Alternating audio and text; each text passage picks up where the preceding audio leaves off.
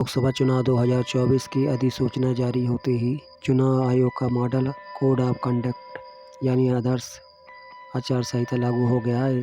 इसके तहत देश भर में अभियान चलाकर सियासी दलों के होर्डिंग, बैनर, पोस्टर उतारे जाएंगे। यही नहीं, सरकारी योजनाओं के होर्डिंग भी उतार दिए जाएंगे। आचार संहिता उल्लंघन की जानकारी सीधे चुनाव आयोग को की जा सकती है। आयोग तेज रफ्तार से इस पर कार्रवाई करेगा। बता दें कि आचार संहिता को लेकर लोगों में जानकारी की कमी का फायदा उठाकर सरकारी अधिकारी काम करने से इनकार कर देते हैं। वहीं लोगों में भी ये गलत धारणा है कि आचार संहिता सिर्फ राजनीतिक दलों और नेताओं पर लागू होती है। अगर आप भी ऐसा ही सोचते हैं तो सावधान हो जाएं। राजनीतिक दल या नेता ही नहीं, अगर आम आदमी भी आचार संहिता का उल्लंघन करता है तो उसे भी जेल की हवा खानी पड़ सकती है। हालांकि आपका ये जानना बहुत ज़रूरी है कि इस दौरान सभी सरकारी कामकाज बंद नहीं होते। लिहाजा अगर कोई सरकारी अधिकारी आपके काम को करने से इनकार कर देता है तो आपको पता होना चाहिए कि नियम क्या कहते हैं। बता दें कि आपकी ज़िंदगी से जुड़े ज़रूरी काम आचार संहिता लागू होने के बाद किसी भी सूरत में बंद नहीं हो। आचार संहिता लागू होने के बाद आप क्या कर सकते हैं और आपको क्या नहीं करना चाहिए। लागू होने के बाद भी नहीं रुकेंगे। आदर्श आचार संहिता लागू होने के बाद भी आप अपनी पेंशन बनवाने के लिए सरकारी कार्यालय जा सकते हैं। कोई भी अधिकारी इसके लिए मना नहीं कर सकता। वही आधार कार्ड, जाति प्रमाण पत्र बनाने का काम भी इस दौरान जारी रहेगा। बिजली, पानी, साफ सफाई से जुड़े काम सुचारू तौर पर होते रहेंगे। वहीं आप इलाज के लिए, आर्थिक सहयोग के लिए पूरी तरह स्वतंत्र रहेंगे। प्रशासन को सड़कों की मरम्मत का काम जारी रखना होगा। इसके अलावा किसी भी चालू परियोजना पर रोक नहीं लगेगी। आदर्श संहिता का बहाना बनाकर कोई अधिकारी आपके ये ज़रूरी काम नहीं टाल सकता। अगर आपने मकान के नक्शे के लिए पहले ही आवेदन दे दिया है तो वो पास होगा। हालांकि इसके लिए नए आवेदन नहीं लिए जाएंगे।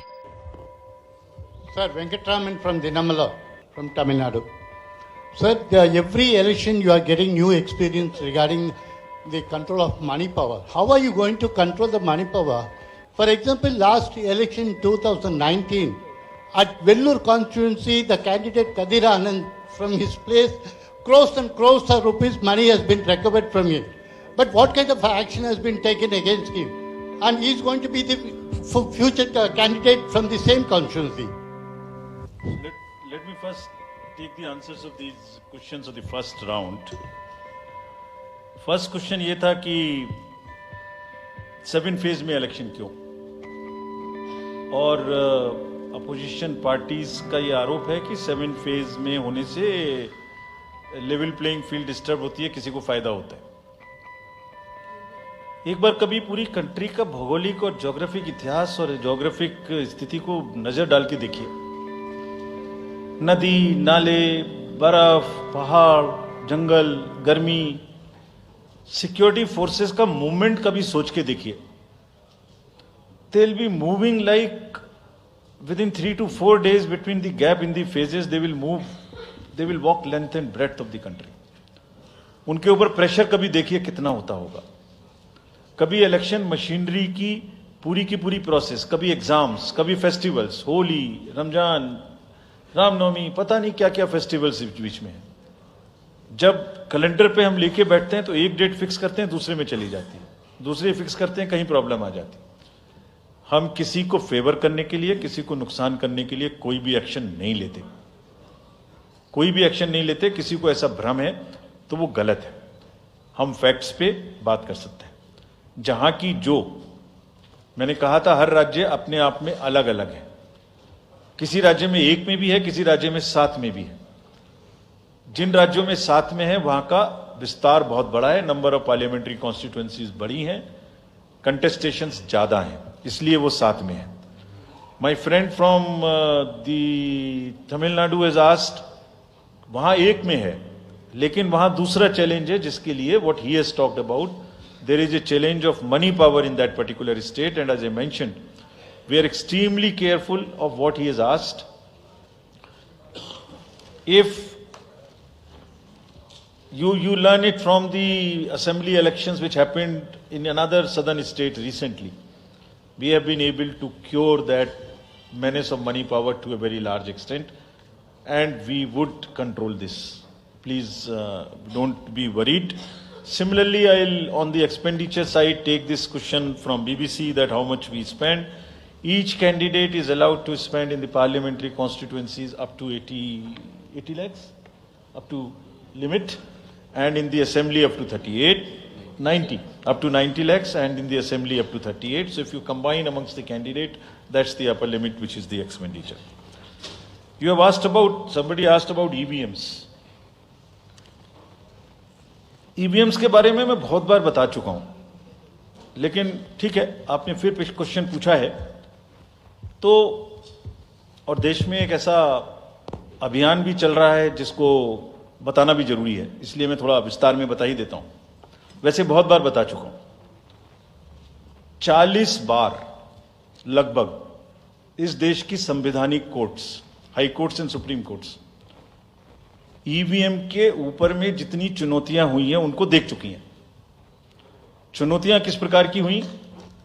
ये हैक हो सकती है, चोरी हो जाती है, 19 लाख मिसिंग हैं, इसमें दिखाई नहीं देता है, ये कंप्यूटर से खराब हो जाती है, रिजल्ट्स बदल सकता है, मैनिपुलेट हो सकता है। हर बार संवैधानिक कोर्ट्स ने इसको रिजेक्ट किया है। क्या कहा है? कभी कहा कि इसमें वायरस लग ही नहीं सकता, no question of introducing virus. कभी कहा इनवैलिड वोट्स नहीं हो सकते, कभी कहा रिगिंग इज नॉट पॉसिबल, कभी कहा कि when there is section 61A in the RP act which empowers the use of the EVMs, जब तक वो खत्म ना हो तब तक ये प्रश्न उठाना गलत है। कभी कहा कि EVMs are fool proof devices for counting and allegations of tampering are baseless. कभी कहा कि आप एक के बदले 5 वीवीपैट गिनिए, वो हमने शुरू कर दिया। अब तो ये आ गया है नतीजा कि कोर्ट्स ने जुर्माना लगाना शुरू कर दिया। दिल्ली हाई कोर्ट ने मिस्चीवियस कहते हुए 10,000 रुपए का जुर्माना लगाया, फिर माननीय उच्चतम न्यायालय ने 50,000 रुपए का जुर्माना लगाया। अभी फिर रिसेंटली माननीय उच्चतम न्यायालय ने एक पिटीशन खत्म की है। कितनी बार सुनेंगे? क्यों बार बार वही बिलाप करना है? कोई चीजें तो हमसे पूछिए।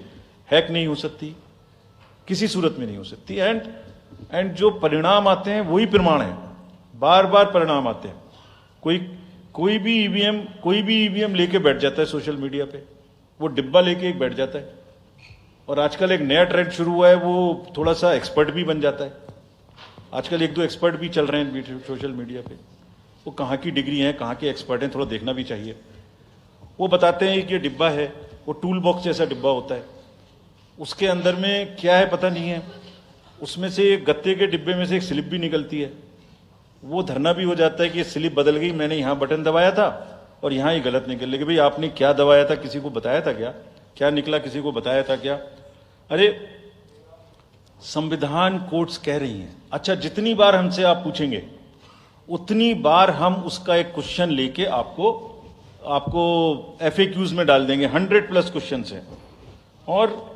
और भाई, political parties have come into existence because of the EVMs. There are many smaller political parties which in the age of the ballot papers might have not come into the existence. It was the fairness, and the political parties know in the heart of their hearts. सब EVMs का 3-3 बार mock poll होता है, candidates के सामने में होता है। फिर भी अगर कुछ आप किताब लाए हैं, किसी के पास है क्या? एक हमने किताब भी बनाई है, एक जितने लीगल केसेस, 40 केस, देखिए, these are 40 cases on EVM. इसमें FAQ भी है, आप सब लीजिए इस किताब को हमसे। इसमें FAQ भी है और इसमें फ्लो चार्ट्स भी हैं। देखिए, हमारी वेबसाइट पे है ये, थोड़ा पढ़ने का तो कष्ट करिए, खासतौर से जो एक्सपर्ट महोदय हैं, वो बहुत सारे एक्सपर्ट्स हैं यहाँ, मतलब कंट्री में कोई भी बन जाता है, किसी पे कोई रोक नहीं है। हमने इसमें चार्ट भी लगाया है कि कितनी बार सत्ता में रहने वाली पार्टियां ईवीएम ने बदल दी। तो मुझे भी ईवीएम पे फिर मैं रात सोच रहा था ये प्रश्न तो आएगा जरूर, तो फिर रात को मैंने कुछ लिखा अपने हाथ से, वो फिर आपको सुनाता हूं। अधूरी हसरतों का इल्जाम, अधूरी हसरतों का इल्जाम हर बार हम पर लगाना ठीक नहीं। ये ईवीएम कह रही है, मैं नहीं कह रहा हूं। अधूरी हसरतों का इल्जाम हर बार हम पे लगाना ठीक नहीं। वफा खुद से नहीं होती, खता ईवीएम की कहते हो।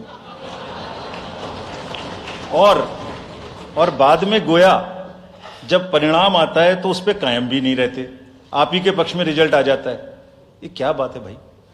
कितने दिन? EVMs are 100% safe, 100% sure. We know now. In last 2 years, again, we have done large number of improvements. एक EVM की नंबर जो भी किस बूथ पे जाएगी वो कैंडिडेट को दिया जाएगा, इसलिए इसमें कोई प्रॉब्लम नहीं है। Now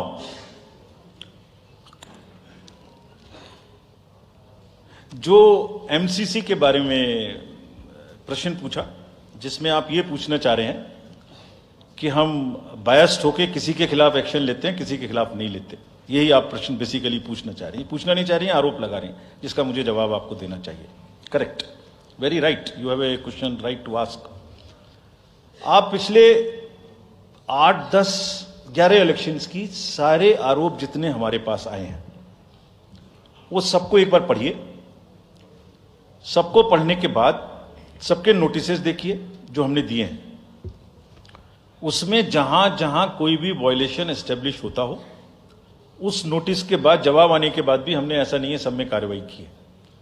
we are very, as I said, they are kind of a moral censor which we have in the beginning issued. और जिस किसी के भी खिलाफ में अगर कहीं भी कोई केस बनेगा, however high star campaigner he or she may be, we will not sit back, we will take action. Next. Sir, we'll take some questions from that side. Yeah, the middle row. There is a gentleman holding both his hands up, उनको दे दीजिए। बोलिए थोड़ा जल्दी दें। Yes sir. Mic के लोग थोड़ा जल्दी दें। थोड़ा माइक जरा जल्दी दीजिए, वो सेंट्रल रो में है, वो हाथ जी उठा रहे हैं वो।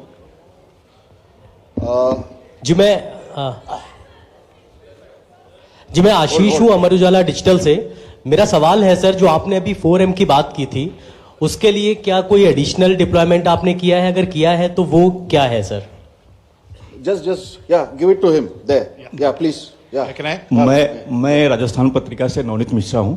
अभी इलेक्टोरल बॉन्ड पे जिस तरीके से घमासान मचा हुआ है और सुप्रीम कोर्ट ने भी उस सिस्टम को खत्म कर दिया है, और जो चुनावी चंदे की जो पारदर्शिता की बातें होती हैं तो उसके लिए वो सिस्टम लाया गया था। तो आयोग का अगला कदम क्या होगा, क्योंकि इसके बाद से कैश की चुनौती है वो बढ़ेगी चुनाव में। Sir, Sunil Prabhu from NDTV, just two, three points, because you just now made a comment that every EVM has a number, and your own commission had asked for a totalizer. That totalizer has not happened because, if you wanted in the essence of free and fair election, then you should not be identified. The others, you said disclose. In the interest of the general public, and now we can't get from Mr. Arun Goel because he hasn't only cited personal reasons. In the best interest of the commission, would you be able to disclose what exactly happened? Why did Mr. Arun Goel, who worked with you and sadly is not here today in this entire process, if you can come clean about what exactly happened, what were the differences that led to his sudden and abrupt exit? That's Ravi Tripathi, DD News. Go over there. Yeah. Sir, मैं रवि त्रिपाठी हूँ, जी news से। मेरा सवाल यह है कि एक तो सीट के नंबर जो सर आपने दिए हैं वो 543 के बजाय 544 हो रहे हैं काउंट करने पर, ऐसा क्यों है? ये एक तो जानकारी। और दूसरा कि मॉडल कोड ऑफ कंडक्ट का जो सवाल खड़ा किया हमारे किसी दोस्त ने कि बार बार विपक्ष ये सवाल खड़ा करता है, तो पिछली बार उन्होंने नाम दिया कि मोदी कोड ऑफ कंडक्ट, जिसमें मोदी के खिलाफ आप सॉफ्ट होते हैं और राहुल गांधी के खिलाफ आप ज्यादा एक्शन लेते हैं। ऐसा क्यों होता है? ऐसा आरोप क्यों लगता है चुनाव आयोग? Gentleman next to you. Yeah. Sir, Neeraj हूँ, न्यूज 18 इंडिया से। सर, पहले तो चुनाव आयोग को बहुत बहुत बधाई कि आप लोग पूरी कंप्लीट टीम हो गए हैं, दोनों चुनाव आयुक्तों को, और इस बड़ी प्रेस कॉन्फ्रेंस के माध्यम से हम लोग का वास्ता हो रहा है। हमारा सवाल यह है कि ये तो हमें अंदाजा था कि जम्मू और कश्मीर में विधानसभा के चुनाव नहीं होंगे इस बार, लेकिन ऐसा क्यों किया है? हालांकि आपके पास वक्त है, कोर्ट ने भी आपको वक्त दिया है। जम्मू कश्मीर में विधानसभा चुनाव न कराए जाने की क्या वजहें हैं?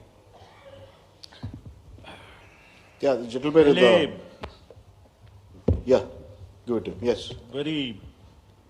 Sir, my name is T.N. Ashok. I used to be former editor of PTI.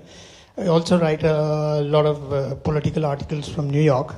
So I just wanted to know, I was just following the Federal Election Commission of the US, which publishes on its website the amount of money raised by presidential candidates. Like, say, it has just come out only yesterday. Biden has raised about $106 million. Trump has raised $88 million. Nikki Haley has raised about $48 million. And Vivek Ramaswamy has raised about $24 million. Is it possible for the Election Commission of India to publish such kind of details of not the candidates, but the parties, how much have they raised for the 2024 elections? Yeah, thank you. CSC will take questions. Now let me answer these questions first.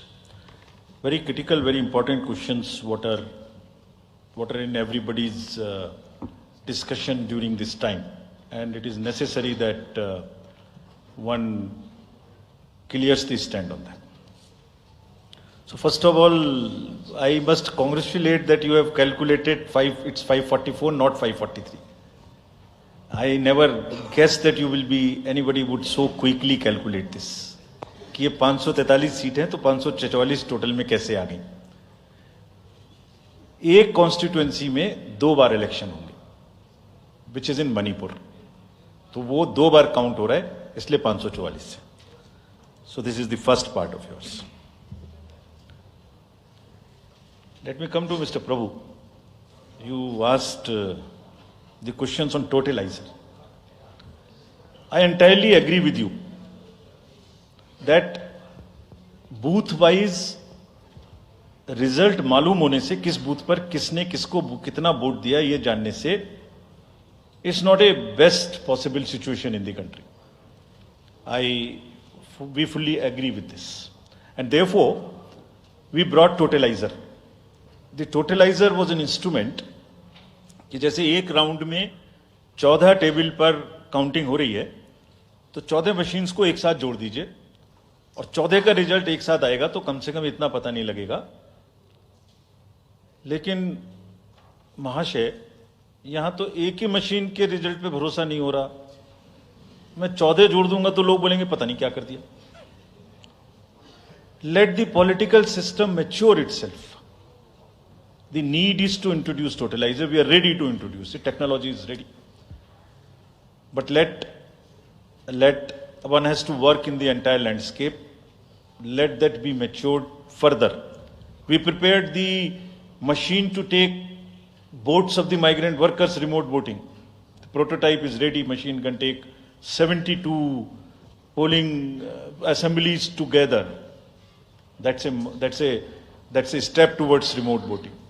We are also ready at some stage for remote voting through electronically, through blockchains and all. But let such things take time to assimilate, to adjust. एक समय होता है हर idea का. So perhaps the time for this idea has not come. It is a little premature. But yes, it can tackle that ill. About my friend you asked. Mr. Arun was a very, very distinguished member of our team. And I thoroughly enjoyed working with him all the time. But in every institution, somebody will have to be given the personal space. And I'm sure the personal space should not be touched and one should not be insensitive to ask personal questions. If he had personal reasons, it's fine, you must respect it. In the commission, let me make it clear to everybody. As you said, disclose. We also have another principle, participate. Involve all political parties. So in the commission, we have a very sound tradition, not today, of large, and I must thank this to my predecessors, worthy predecessors. Whatever we are today, it is because of them. And that's one tradition in the commission, that dissent within commission is encouraged.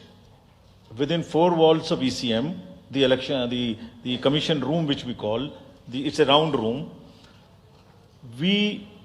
Because it's such a complicated exercise in the world, 3 minds are always better than 1. We we discuss, we sleep over issues, we take time, we assimilate, and हमेशा एक उसमें कहावत है ना, फिर मुझे याद आ गया, वैसे ही निंदक न्यारे राखिए, आसपास रखने चाहिए जो लोग आपको चैलेंज कर सकें. सो कमीशन में बहुत ट्रेडिशन है, वो हमेशा होता रहा है और होते रहना चाहिए. So that's the answer which I wanted to give you. Jammu Kashmir assembly elections क्यों नहीं हमने कराए, ये आपने एक प्रश्न पूछा. बहुत इंपॉर्टेंट क्वेश्चन है नीरज जी आपका. हम बहुत कॉन्शियस हैं इस बात से और बीच बीच में आरोप भी लगते रहते हैं. हम वहां गए थे तब भी हमसे लोगों ने कहा कि हमें तो सुप्रीम कोर्ट जाना पड़ा आपसे क्या आपको कहलवाने के लिए कि इलेक्शन कराइए, और आप क्यों नहीं कर रहे हैं. तो पहली बात, आपने इतने समय से क्यों नहीं किया. तो पहली बात मैं सबके सामने ये इसको स्पष्ट करना चाहता हूं कि Jammu and Kashmir reorganisation act was passed in 2019. ये सबको विदित है कि 2019 में Jammu Kashmir reorganisation act pass हुआ. उसमें जम्मू कश्मीर की असेंबली में 107 सीटों का प्रावधान किया गया. उस 107 में से 24 सीटें रिजर्व थीं पाक ऑक्यूपाइड जेएंडके की, बची 83 में से 7 रिजर्व थी एससी के लिए और एसटी के लिए कोई रिजर्वेशन नहीं था. राइट. 2022 में उसके बाद डिलिमिटेशन कमीशन आया और उसकी रिपोर्ट्स को एक्सेप्ट करके नोटिफाई किया गया. उसने इन सीटों की संख्या में परिवर्तन कर दिया. तो another act change this number of seats. क्या हो गया, 107 से बढ़ के 114 हो गई, 24 उसमें पाक ऑक्यूपाइड जेके की रही, 90 बची, तो 83 से बढ़ के 90 हो गई और 9 सीट एसटी के लिए रिजर्व कर दी गई. ये नया फीचर क्रिएट हो गया. और साथ ही साथ 2 सीट माइग्रेंट्स के लिए रिजर्व कर दी गई जिसमें से 1 वुमेन की थी. और उसके बाद 1 सीट का नॉमिनेशन अलाउ किया गया जो कि पीओके से डिस्प्लेस्ड लोग जो इंडिया में हैं उनके लिए वो रिजर्व की जाएगी. और ये सारे, जिसका मतलब Reorganization Act and Delimitation Act were not in sync, and therefore there was no occasion for the commission to conduct the election till that happens. When did that happen? That happened in December 2023 by amendment in the J&K Reorganization Act. तो हमारा metre कब से चालू हुआ है? दिसंबर 2023 से metre चालू हुआ है चुनाव कराने का. असेंबली और पार्लियामेंट में चुनाव कराने के लिए हम जेएंडके के सभी पॉलिटिकल पार्टीज ने हमसे कहा, ऑल, कि आप हमारा चुनाव पार्लियामेंट के साथ करेंगे. वी रेस्पेक्ट दैट और हम समझते हैं कि हमारी ड्यूटी है हम उसे कराएं. सारी एडमिनिस्ट्रेटिव मशीनरी ने टुगेदर एक स्वर में कहा कि सर हम एक साथ नहीं करा सकते. हमने पूछा क्यों, तो उनका आंसर था कि जब असेंबली कॉन्स्टिट्यूएंसी के चुनाव साथ साथ में होंगे तो एक असेंबली में लगभग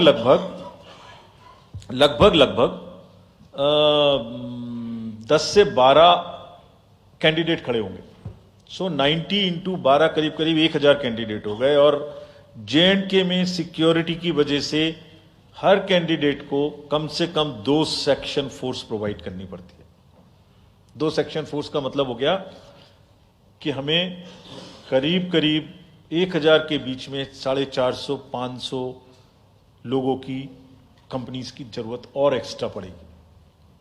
वो इतने बड़े देश में इस समय में सिक्योरिटी रीजंस में प्रोवाइड नहीं था. बट वी स्टैंड कमिटेड कि हम जैसे ही ये चुनाव खत्म होते हैं उसके तुरंत बाद, क्योंकि फोर्सेस की हमारे पास अवेलेबिलिटी हो जाएगी, हम चुनाव जल्दी से जल्दी वहां कराएंगे.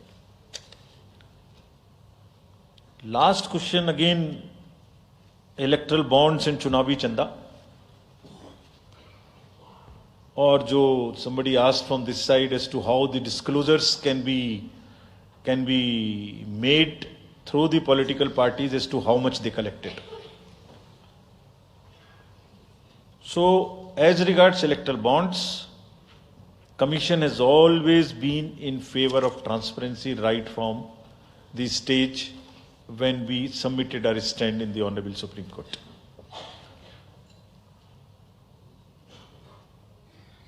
Again, in a democracy, there is no scope for hiding things. Democracy is all about making everybody know, aware, transparency, information. It must be shared. We are all for it. So this is the first part of the entire exercise. It must be known. The country has to now also ask and find solutions to an institutional mechanism where the donor's privacy is also considered, is a point in question. We have made it compulsory for all political parties to make the contributions they are receiving. The answer to this side as to the declarations are made on the donations. Every political party is required to, under the guidelines, to make declaration to us on the contributions they receive. Also in the annual accounts, how much they have collected, how much they have spent. Also, after every election, they are supposed to give us an account of what they spent in that particular election. Supposing assembly election has taken place, we have contested, we have spent so much. And we publish it on the website of the commission for everybody to know what is happening. And this we have now made digital. But the unaccounted money which is used in the elections, on which during the elections we are very particular to control it. But how do we also control the donations in the unaccounted form is something which the entire nation has to work together. How the donor's privacy is also protected. He is not harassed. How it is channelized. How it is more and more white. In the digital age, there must be almost no scope. It must be a very, very less cash economy. I am speaking from my old finance days, but it must be very, very less cash economy, and therefore one has to think of it, and I am sure some better system will evolve where it becomes like that. Yes. So should we take Last another round? round? Yes, Last sir. round. Last round of questions. The lady at the back. Yeah. Good evening, sir. This is Ritika from the Indian Express. You're not audible.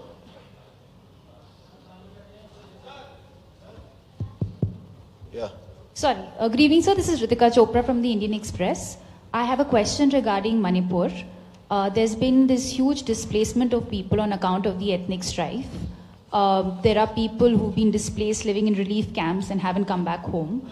What steps is the commission taking to ensure that people actually turn out to vote in their respective constituencies? And secondly, sir, as far as the disclosure of data with regard to electoral bonds is concerned, was the commission expecting SBI to also share data pertaining to the unique bond number?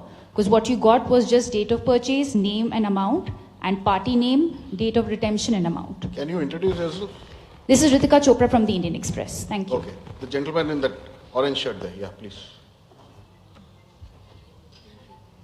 मैं Krishnamohan Sharma Bharat express से मेरे दो सवाल हैं जिस मुहिम में आप लगे हुए हैं कि voting So kindly percentage stick बढ़े to one question. We don't have time. या आई सिंपल क्वेश्चन एक क्वेश्चन सर कि क्या वो समय आएगा हमारे देश में कि 12वीं का बच्चा जब पास हो तो उसको साथ साथ वोटर आई कार्ड मिल जाएगा और दूसरा सवाल एक ये है कि क्या हमारे देश में मैंडेटरी वोटिंग हो पाएगी कभी The lady in the light blue shirt, last row.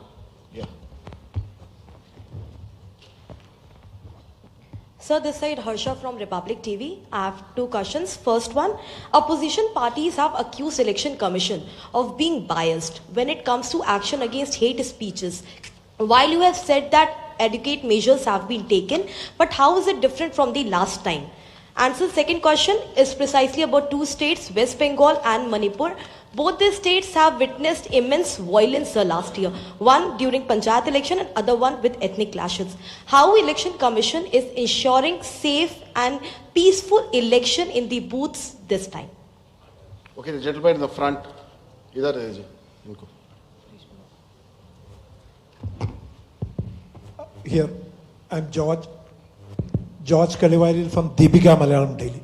Mine is a half question and a request also. There are, why can't you think of giving, giving ballot vote, voting for journalists who work in other, go for vote reporting. Like me, I lost at least 5 parliament elections because I was covering the elections in the north. My vote is in Kerala. The gentleman in the orange shirt, that's the last question. Piche, last but one row mein hai wo.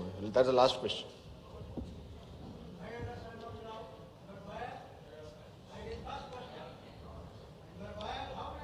Coming yes. Sanjay Sharma आज तक से हूं मैं।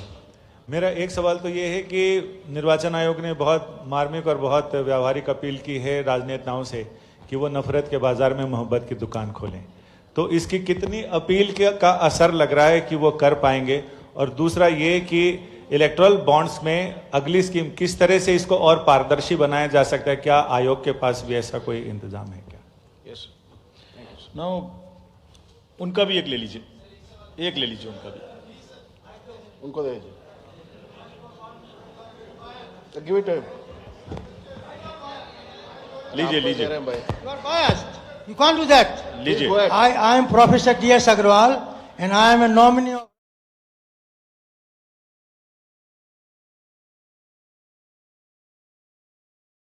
सवाल है। तब ये promise किया था कि एमपीज की जगह वोटर प्रपोजल होंगे, आपने अभी तक अमेंडमेंट नहीं किया। दूसरी बात यह है कि आप जो डीएम होता है, मैं बनारसी चुनाव लड़ा, उसने 3 बार मेरा इलेक्शन नॉमिनेशन कैंसिल कर दिया बाइस्ड, लेकिन मैंने 4थी बार पास कराया। तो डीएम को आप इतनी पावर देंगे कि किसी का भी नॉमिनेशन कैंसिल कर देगा बैलेट को? या आप अमेंडमेंट करिए और इसमें अमेंडमेंट करिए। और ये जो खड़े होते हैं ऐसे लोग ऐसे नहीं बोल सकते, ये इस तरीके की चीज आप यहां नहीं बोल सकते। अच्छा ठीक है, now let me take these questions. 12वीं क्लास के बच्चे के बारे में आपने पूछा एक प्रश्न।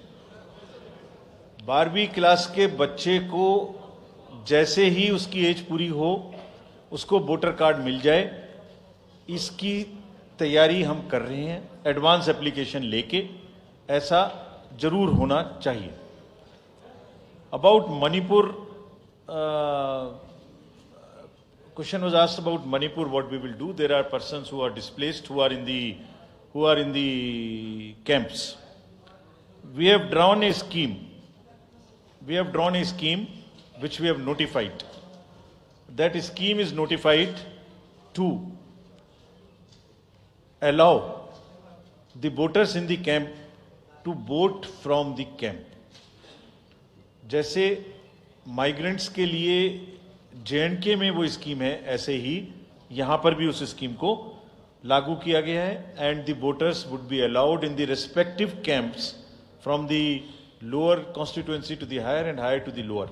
But my appeal to the voters is that let us decide, throw the ballot peacefully by participating in these elections. We'll make the arrangements.